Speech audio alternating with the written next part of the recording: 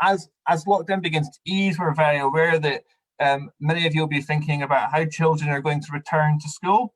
We know that for autistic children, this is going to be something which is quite difficult. And we've really decided to convene some experts to really think about that transition back into school. So this is a live webinar, and it's aimed at parents and teachers and support staff. We're aiming for this to be as inclusive as possible. And we've got three fantastic panelists today to share their experiences. So first of all, we've got Dr. Carroll, who's a researcher and senior lecturer in education at St Mary's University. We've got Freddie, who is a head teacher at Queensmill School.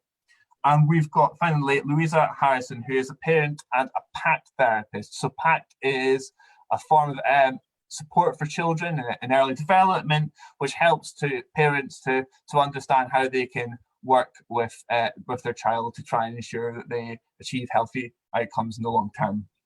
So I will pass over now to Catherine, who's going to present some slides. And Catherine, I'll just move the slideshow over to the first slide, and I'll allow you to talk to that. Okay, thank you, James, and good evening, everyone. I think just to introduce the topic this evening, I've got two slides which I think may help just to conceptualise the notion of transition in general, because obviously COVID's very new. There's very little research yet about the transition to school in this context, but we do have transition research when we particularly look at primary to secondary for all children, including children with autism. But I think when we think about transition, this first slide is really wanting us to look at the process of transition. And it originally came from occupational psychology. This is what we go through when we start a new job. We have the preparation, we have the initial first week, we then have an adjustment period, and then we have stabilisation. And we've used this theory in looking at the primary to secondary transition for children. And I think the point to raise there is quite often we're very good, both, particularly within schools, and I was a teacher for many years and a governor at the moment, where we can spend a lot of time on the preparation, think about initial encounters, but actually there's an adjustment phase, when you're getting used to your new job, and in this context when our children are getting used to school again, which we'll talk about later, which will be quite different in many respects. And then when they've reached stabilisation. And that will be different for every child and how long that takes, but to not forget those two latter stages, I think, in my experience, is quite important. And then the other slide we wanted to show you this evening, which is the second one there, James, which is really in some ways taken from the school readiness literature, very much when children start school, but also is very in the sense that we can often focus on the child being ready, but actually we also need to look at what it is about parents, carers and families being ready in terms of transition, and then very much the school. And the school is the big part there, and it particularly is in COVID. Obviously we'll talk more later about those changes, but at the same time, not to forget those three elements, but they are so closely interlinked. And I think this evening very much we'll be talking across those. So it isn't to separate them out, but it is to make sure that we focus on all three elements, but it's very much interconnected. So thank you, James. Great. No, that's a fantastic introduction. Thank you very much. So I guess what we've tried to do today is to think about these three elements in your slide and attempt to structure a discussion around these three areas, which are obviously very interconnected. So I'll now open this up to you all as a panel. So I guess the first thing that we're really interested in is how can we help children to prepare for the transition back into school. And so I'll leave it to one of you to open up, whoever feels ready to go first. Well, I think what's really interesting and important about this is, as Catherine was saying, it's transition, but this is a very particular transition, because usually transitions are to something new, but this is actually a transition often back to what the child has already experienced, albeit very different. So I think this is about a highly individualized approach, where we collaborate very sensitively and carefully between the child, the home and the school about, firstly, what kind of experience has the child had while not being at school? And secondly, what elements about school can we hook onto initially to help that transition be as smooth as possible? And that would be my kind of opening statement, really, about how we can sensitively work together to achieve that, to make that transition as smooth as possible for the child. Great. Freddie, do you want to go next? Yeah, I was going to add that for us, I think the children have really, they've been in a routine for a very long time, and school's a very familiar place, and so obviously the COVID-19 and the stress and uncertainty of that has caused a lot of problems to the people around them, actually, more so to parents and staff and the rest of society, rather than the children themselves. I think in many respects they've been largely in their own world, and certainly our feeling has been that when we've come back to school, they've been very familiar, and they've wanted to return to school as they knew it before.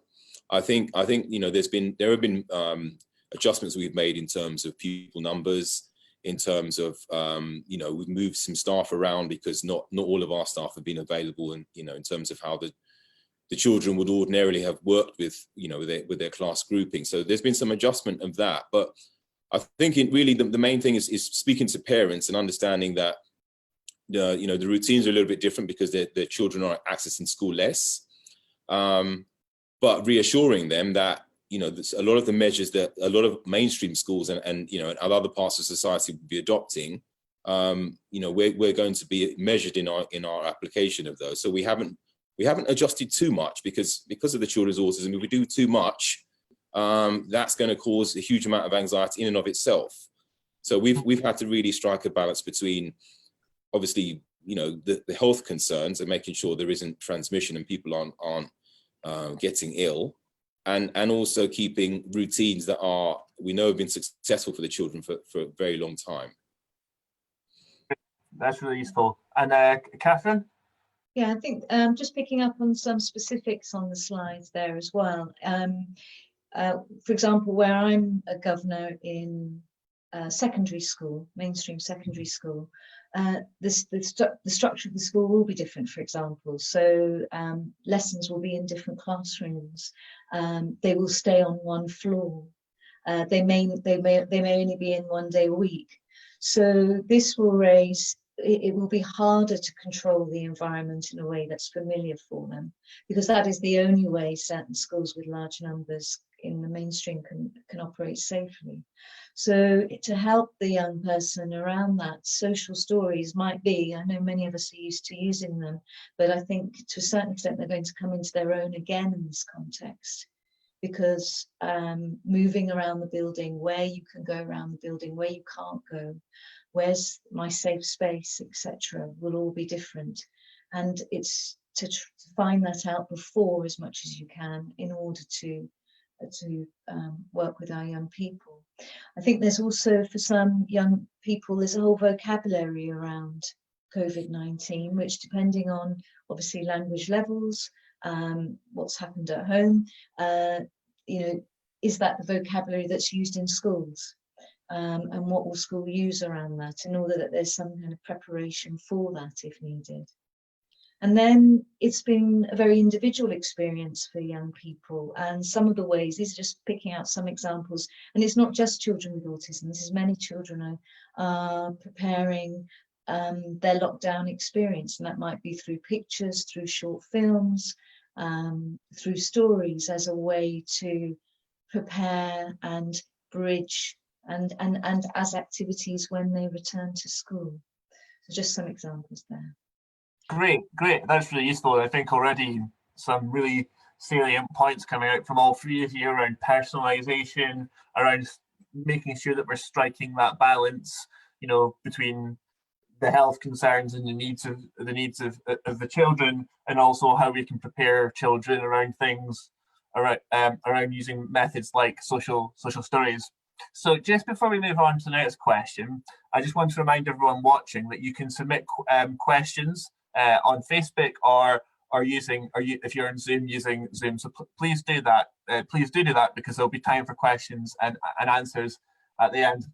So I just want to move you on to the next question, which is really around families. Now, what can families do to help children and schools and everyone to prepare? So who'd like to start with that one?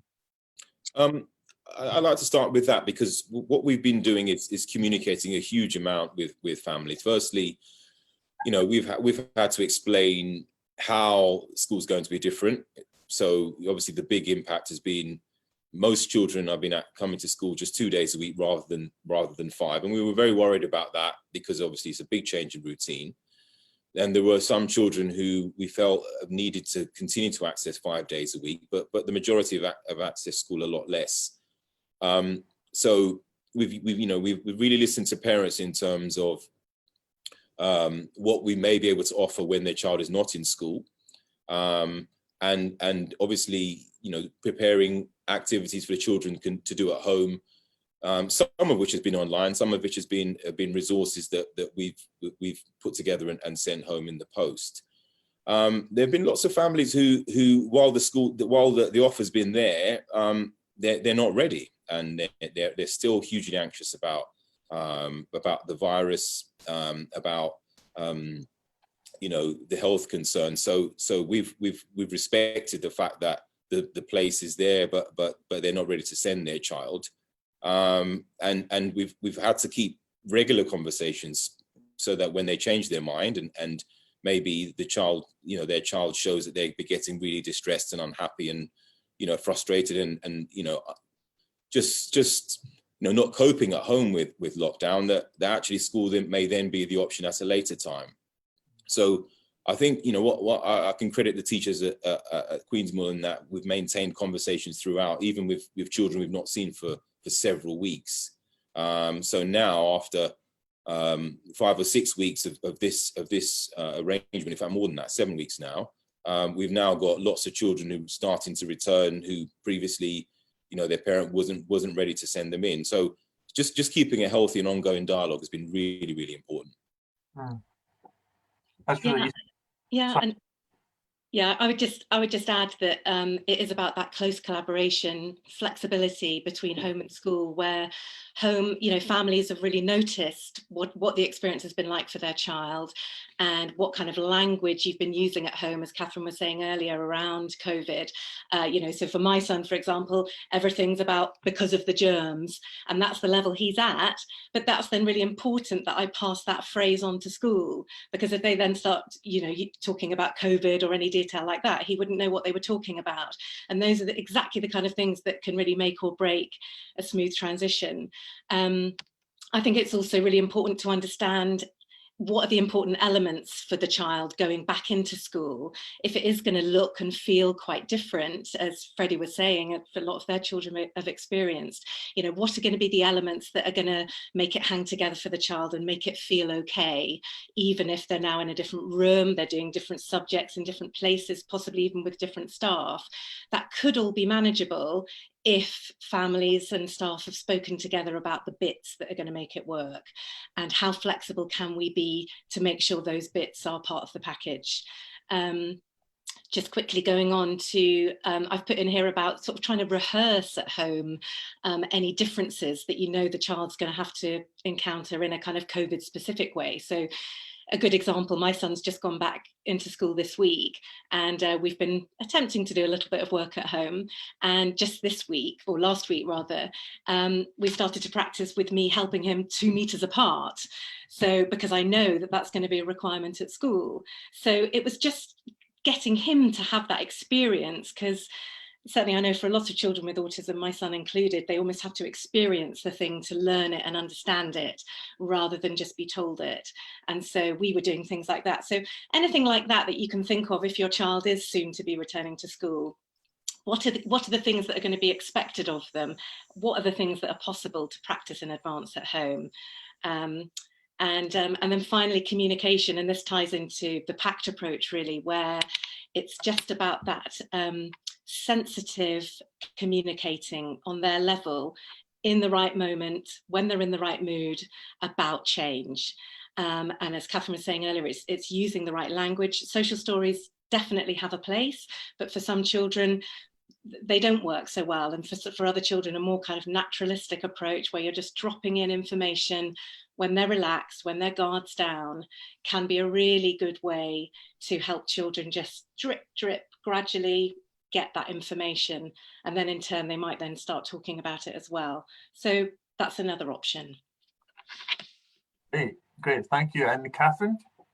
I think really just one to add to that perhaps is, and it kind of hints to the next one really, is that there'll have to be a reframing of, you know, what are the outcomes for the young person and the child in relation to the family as well. What do we want from the next week, 2 weeks, 3 weeks?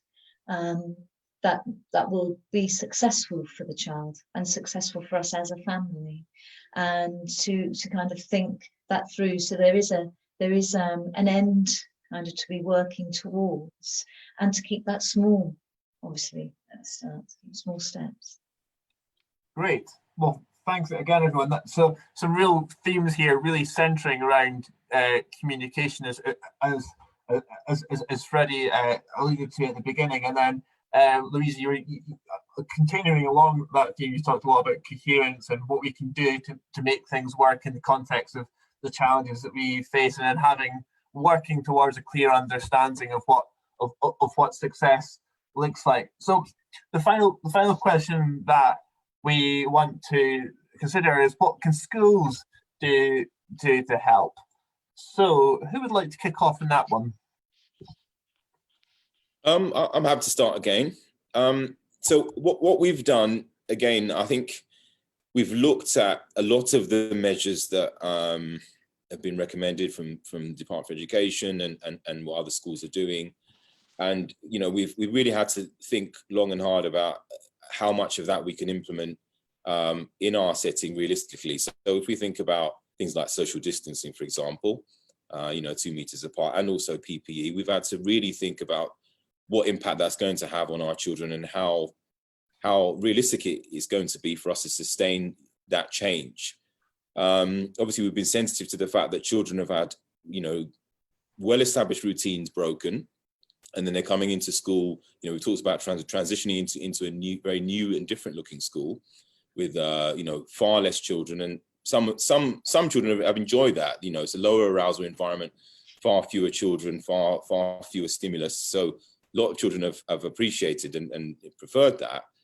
But I think, from the staff's point of view, we've also concerned about, transmission and social distancing. What are the risks of being near children who are going to come into your personal space and can't do social distancing? So we've had to really communicate clearly in terms of what we think is realistic, what we think is really important that we maintain, so that our children feel the school is normal and positive, and really then understand that what we're going to say to parents, whereby we're communicating that some things have changed and some things are very, very familiar, and yet health is maintained, because I think whatever we are putting in place now, it's all about health now, and in terms of risk of transmission, risk of a child falling ill, and also emergency procedures, what we may do if we did come to that, and thankfully we haven't. So we haven't done too much in terms of introducing new language. I think what we've wanted to do is make sure that we've looked at what measures that we're going to need to put in place in terms of distancing, for example, or PPE, and had a long, hard think as to which of that we can put in place on a long-term basis, and if it's not going to fit, communicate that message to staff and parents, so that we're realistic and we don't have to change too much. So that part, the conversation amongst the adults has been quite complicated. Well, I think the children, we haven't had to introduce too much language or make too many adjustments for them. They've come back to a very familiar environment, which has been, you know, a relief for them, and also it's meant that our stress levels and their stress levels have been quite low, actually. Great. Who wants to come in next? I think I should come in there. I think one of the things in the secondary school where I am is with the year 10s who are due back in a couple of weeks, it's a week now, is actually their first visit to school is an interview with their tutor and some key staff. So if that's children with special educational needs, that would be ideally with the SENCO as well. So, and that is just to find out what's happened, and in order to inform what's happening the week after, and what best kind of provision we can provide for each child. So that first encounter for all children is a short one, and a one that's personalised to them. I think, you know, working with lots of mainstream schools, the online learning, the provision has been very contextualised to that school, to their staff, to what has been the curriculum. And we're all learning the online and blended. And I think from September, that will still be a case, probably, because actually, certainly from a secondary perspective, we'll only have 10 and 12 back in terms of all numbers. So I think we need to kind of know that there's probably some kind of online blended learning going to happen, and what does that look for your child, and how best we can use that. So I think that is, you know, from a kind of more secondary perspective, what's happening. And then I almost feel in school, I want to walk around school as the child and actually experience that. So Louisa was saying about the child actually experiencing, I think as a teacher, in some schools it is so different that you need to do that walk yourself in the child's eyes to see what might be a barrier for them, because there'll be things that will be hard to cover everything, I think, on that first day. Great. Louisa? Yeah, I mean, just picking up on what Catherine's saying there as well, I think, you know, this is about schools gaining as much understanding as they can of where the child is coming from as they come back into school. You know, really understanding where their anxieties are located. You know, is it fear of the virus? Is that why they maybe don't want to come back? Or maybe they don't even understand about the virus, in which case it's fine. You know, it's understanding exactly where they're at and how they're going to understand what that different school looks like. So absolutely, that first day is absolutely key, keeping it as safe and as predictable as possible. But I think what's also interesting to reflect on at this point is how much certainty we're able to give, because we may be able to make the first couple of weeks certain, but we don't know what the future holds. This is an ongoing, evolving, changing situation, arguably not very autism friendly. So how do we grapple with that as families, as schools? And again, it's how do we sort of model uncertainty in a safe way, if you like? So the fact that, you know, you might be in this classroom this week with this person, but next week it might be different. And again, for me, this is where it's just natural, incidental, talking with the child at their level of understanding, presenting it visually, lots of kind of oops and not sure, possibly, and just doing that in a safe way when the child is as relaxed as possible, just looking and thinking about what might be around the corner.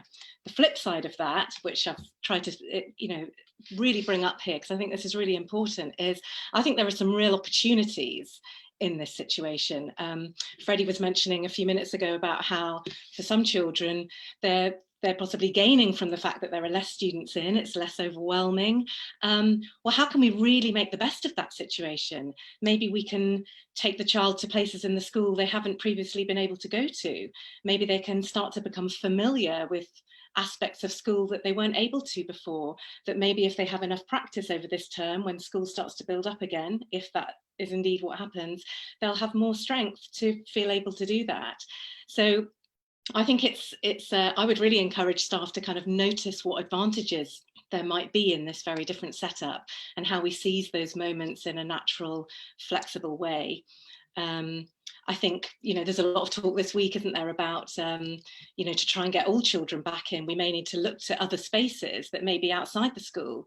And I think this is, we talk a lot about the whole child in special needs, but I think there's a real chance here to realise this, for students to go out into other parts of the community, work on life skills, have more time in the day to work on communication and have natural conversations that build social understanding. I think there's a lot of flexibility in this situation, potentially, if we're prepared to look at it in that way. Great. Well, thank you very much, everyone. So I'm just moving the slide over. So if you've got any questions now, do submit them. We've already got a number of questions, and you've definitely inspired people. You've definitely provoked a lot of questions there, and a really nice end there around what schools can do around capitalising on potential opportunities, thinking about blended learning, and also just the simple need that health and safety, of course, has the simple fact that health and safety does just have to come, and that is a challenge, particularly when we're trying to provide as much certainty as possible in what is an uncertain time. So I'm going to go, well, we've got a lot of questions. I'm going to go to the first question, which is, how do we support children who have loved lockdown and have high anxiety on returning back to school? Who wants to go first? Well, I'm happy to just start off with one thought. I mean, this is really tricky and really challenging, and not at all surprising. And there must be, many families that are in this situation. We know a lot of children and teenagers find school a very anxious place at the best of times. So might sound obvious, but I would say small steps, and I would say within that small step, it has to be the thing that we know they like, whether it's bringing something in from home into school and just doing that and coming away again, whether it's even a member of staff coming out to the home. I know some teachers that have done kind of through the window visits if they can't actually go in the house, or sitting in the garden. That might not be right for some students, but just thinking about what signals is that child giving us, what might the anxiety really be rooted in, and what might be the motivating factor that could just at least get them back in that small way, just to start off with. Great. Freddie, Catherine, do you want to add anything to that? I mean, our experience in here has been, it's a difficult one because school for our children, so most of our children at Queensmill are at the more, their autism is more complex. So school is a safe place. It is a very familiar routine, and so the loss of school has been a challenge. So we haven't had many instances where we're being told by parents that their child doesn't want to come to school. I think some parents have really liked the safety of knowing that whatever challenge they may face with their child, home is safe and they are safe. So where we've had coaxing to do has actually been with parents rather than with their child. A few children we've not seen for a long time have come back, in the last week or so, and it has been acclimatizing them to the fact that it's no longer 5 days a week, and it's just the 2 or even the 3, and so that period of uncertainty has been a problem. I think we've had some reports where children they don't like that uncertainty, and they want it to either be 5 days or not at all. So that's been something we've had to wrestle with some families with, but it's not so far a report that I've had very much that we've had to deal with. So I can't speak too much on that one. Yeah, I wonder if I was trying to think that now, if I'm back in school. I mean, I agree with Louisa, it's the school going out really, whether you do that online, there's you use Zoom to have a chat with the child first of all, and that might be the first week, just talk to your teacher, see your teacher, or pictures of school, this is what's happening in school, or if friendship is a route, if there's any that possibility there, obviously that's an issue for many young people with autism, and is the big strain as well. But at the same time, it may also be another way in. So it's actually making schools seem inviting in different ways, and in very different ways we've probably thought about before.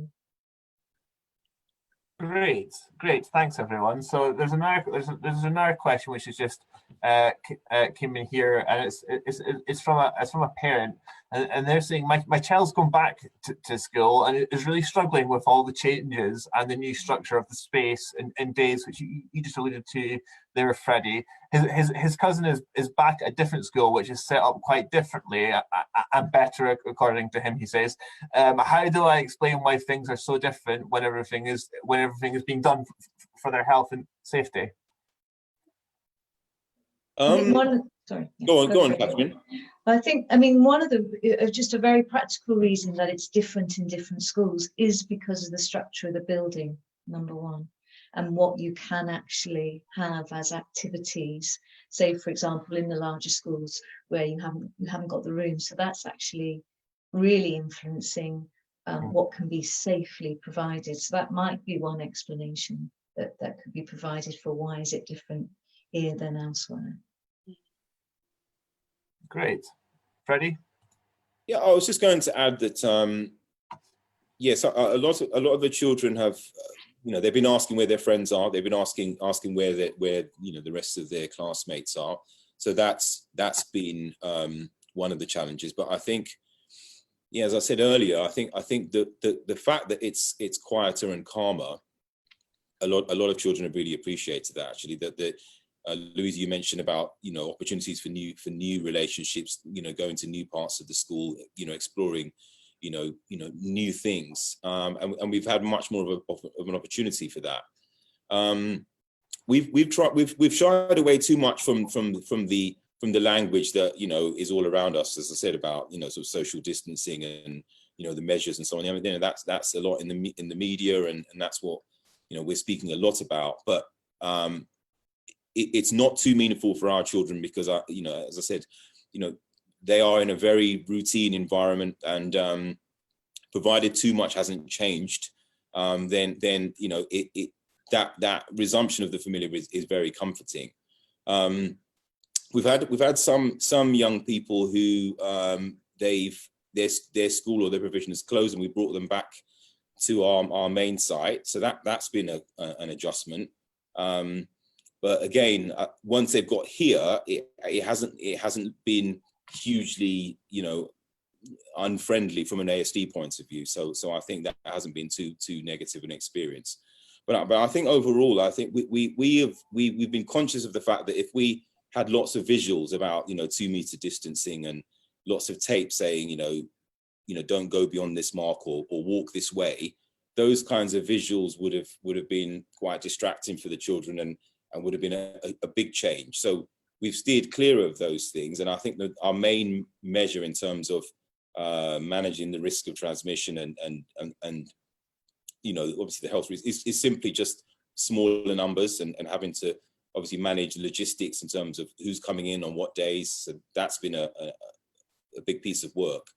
But certainly from a audio-visual sort of point of view, we've tried to keep those kinds of distractions, and they're not distractions. We know they're not distractions. We know there's important information in there, but to our young people, coming to a very familiar environment, that would be just a distraction. 2 meter distance for an autistic child, it doesn't automatically mean a lot. So we've tried to sort of do those things in real time, where we need to maintain those kinds of spaces rather than having visuals that are just going to be a distraction. That's really useful, and we've just to let you all know, we've had a few questions in on communicating the social distancing issue and how you prioritize that as well. Louisa, I just wanted to give you a chance to come in as well.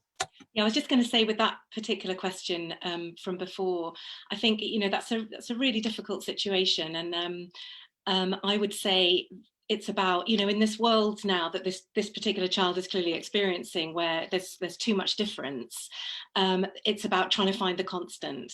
What are the things that you can provide that will give that child some consistency and familiarity? And I would say off the top of my head, two things. One, it's staff. It's a member of staff building a relationship so that child feels safe with that member of staff around all the difference. And secondly, what is that motivating activity? Even if it's something they do at home, anything for now, just to help them transition through this period of chaotic change. And I would say you're focusing on those two things, and those are the two things that you can control, and that may help that child feel more able to be in school. Yeah, these are really useful points, and just to move on to the next question, we've got so many questions, we're not going to get anywhere near through all of them, unfortunately, but we'll just move on to the next one, which is around what is a reasonable request for parents for schools to help with transition. You know, it must be, Freddie, an incredibly busy and challenging time for you and all of your staff. So what is a reasonable thing for parents to ask regarding schools and transition? I mean, I think getting the right activities and work sent home is a very reasonable request. I think, you know, as I said, most of the children now coming here are coming in 2 days a week. That's not a lot, and so we've got to provide, you know, enough, you know, stimulating and useful activities to cover long periods where ordinarily they would be in school, and also I think, you know, giving parents the sense that they don't have to do it in the way that we would do it at school, because they don't always have the same resources, the same approach. And it's a very different relationship between them and their child. So I think the reassurance that, you know, here are some suggestions, but, you know, don't get too stressed about it if the child won't do it or doesn't understand, or, you know, relates that piece of work or that activity with school. I think sometimes we've had requests where, you know, if perhaps one of our staff could, you know, take the child out to a park or go out into the community. Again, we've listened to parents and recognise that, you know, if they're not ready for their child to come into school where they're going to encounter lots of children, lots of people, then maybe, you know, with the familiar staff member that you mentioned already, Louisa, in terms of that familiarity, maybe that person might coax them into just coming out and getting some fresh air and going to a good familiar place. So I think, yeah, it really, I mean, we do have to be flexible fundamentally, but I think it's a case of recognizing what we can do within our resources that is going to benefit the child and the parent in the short term, and then knowing that, you know, can we continue to do this over the weeks if it's going to be weeks and months that they're going to be away from school. Great. Does anyone else want to come in there? Louisa, Catherine? Yeah, well, there's a balance, isn't there? I mean, I think, and this is, I'm sure every parent must be feeling this through all this. There's a balance to be struck between everybody being safe and looking after their child who may be really, really struggling. And I think the only way through that is through sort of sensitive collaboration between home and school, and looking at what might be possible, and taking that on a highly individualized basis, which is fair enough from both parties' point of view, you know, what is possible. And I think that's where, as I said before, there's real scope for thinking outside the box at the moment, where we can find safe ways to meet children's needs. Yeah. Great. Yeah, I was just going to say, I think everything's new for everyone. So in that sense, it's a little bit of a blank page in terms of those expectations. And that initial meeting, however that might happen, is to explore those, actually, what could it be, what can we offer? Because with the way secondary schools are working at the moment, if we take, and I mean that's where I'm speaking from more as well today, is if we're taking, you know, from June, and actually how lots of schools, they're just going to be in a bubble, so actually their school, and they're in a mini school within, and they're only going to come in 1 day a week anyway. And so therefore there is that chance to build up small steps. So I think, and you're going to have other teaching assistants, you might have other flexibility with staff who are available, because actually you've only got, and remember at this stage, you can, if you know, children with EHCP children, vulnerable children, whether you're year 10 or not, can come into school. So there is now a time to, you know, as I think about it, to test these things out, and you've got time to do it in secondary, particularly before they're all back. And I would say in the primary. So while now I think we're at a point where schools have developed more confidence and more knowledge as to what can be done, and with more DFE guidance, there is a good window now actually to experiment on both sides. Absolutely. And we're pretty much out of time, but we've got so many questions. I'm going to ask one last question, and then I'll just apologize to everyone who hasn't quite had their question answered yet. There's one on transition back to a new environment. So this idea that you know, that someone might be in a primary setting and they're moving now to a secondary setting. So it's sort of two jolts, if you see what I mean. Do you have any thoughts or advice? Both questions are from parents, I think, on how we manage that. I mean, I'll start with the so this time of year, you know, we're doing a lot of those conversations. You know, we've got new children who maybe join the school in September, so our admissions work is really, you know, at full speed. But COVID has really interrupted that hugely. So parents aren't getting to go and see the new environment or the environment that's proposed for their child. The same with the child; they're not able to go and see the new space. And for an autistic child, that's a really important thing. I mean, I think the approach we're taking is that transition is going to have to be much longer. So, you know, ordinarily we'd be trying to do, you know, visits this side of September with a view to starting in September, whereas we know now that September is more likely to be the time when we begin that process. So, you know, that it's going to be hugely uncertain for lots of people, because we're all wondering if, you know, how normal things are going to be, and it's very unlikely by the way things seem. But really, you know, we're up against a time pressure that's very different because of the lack of opportunity to go into you know, new spaces. So, you know, I think we're just giving ourselves the extra time to make that transition, you know, meaningful and not forcing the issue if, you know, the school or the new provision just isn't open right now. And so it's just speaking with professionals in both settings to understand that, you know, this is an important piece of work in terms of transition, and we're going to have to make it much longer and just to make it successful. Yeah, that's really helpful. And one of the things we're looking at the moment as well is year 7s writing letters to year 6, because normally, like you said, they would be coming up for their days visits or even their week sometime. So there's letters coming from year 7 to year 6 to support it that way. And a lot of, I think another one could be is kind of the video diaries, really. So that the pupils in year 6 can see the inside of classrooms, all the things that they would have done, but actually through the year 7s or whoever's in school videoing that for them now. It's just some, you know, a couple of suggestions that I know are happening. Yeah, I mean, as a parent, you know, my hope would be that schools would be able to find a way for the children to come in and transition. I mean, when we think that, you know, the rules are that EHCP children can have a place at school, you kind of, unless I'm missing something, you kind of think, well, those children should be able to go in and do a bit of transitioning. I think also it's about every child being different. You know, there may be some children that actually only need a couple of visits, and you don't need to lengthen that transition into the autumn term. You may have some children that need months and months. And I think, again, it's just sensitively responding to what each child requires, working with the family to figure out a way to make it work. Great. That's really, really helpful, everyone. I'm so sorry to everyone who didn't get their questions answered.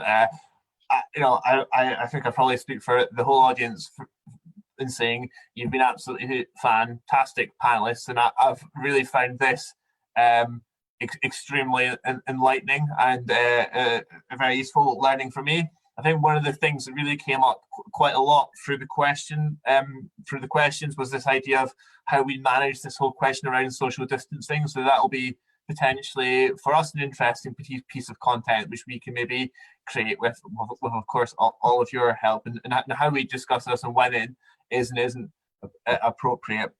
So just a huge thank you again to everyone for their questions, and also a huge thank you for for joining us, and for our panelists as well for their making such fantastic contributions. We've got a survey which we're going to post on Facebook and on Zoom. If you could just provide as much feedback as you can, that would be really fantastic. This is our first time doing a panel, and it's a new experience for me and everyone at Autistic and preparing this, and so we want to make sure that we're doing as good a job as we can. If you want to find out more about these webinars or any research opportunities or anything that Autistica is doing, sign up on our website at Discover, and you'll find out about our latest opportunities. Obviously, this is a difficult time for everyone around the world, and that's no different for charities. And so, as I'm sure you might have seen in the news today, that charities are really suffering for this. And so, if there's any way that you feel that you can support us through making a small donation, even just £5 to support these webinars, would be incredibly grateful. So I'll leave it there. I want to thank you all again for joining us, and of course to our panelists for making such fantastic contributions. Thank you very much. Hope to see you soon. Thank you. Bye-bye.